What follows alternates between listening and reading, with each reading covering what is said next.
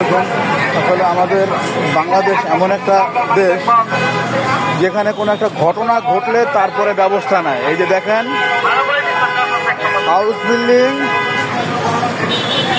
Elevated এক্সপ্রেসের উপরে দেখেন এই অবস্থা।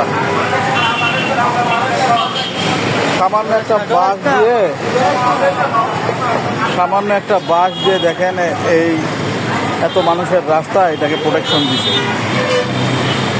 এই দেশে সবই হয়, কিন্তু ঘটনা ঘটার পরে দেখেন এই জায়গা থেকে মানুষ প্রতিদিন উঠে নামে, কত উঁচু, তার সামনে যে প্রোটেকশনটা দিচ্ছে সামান্য একটা বাস।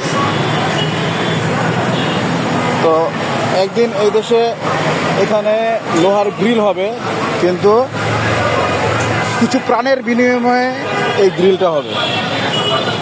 দেখেন শুধু একটা বাঁশ দিয়ে এটাকে ঘিরে দেওয়া হয়েছে।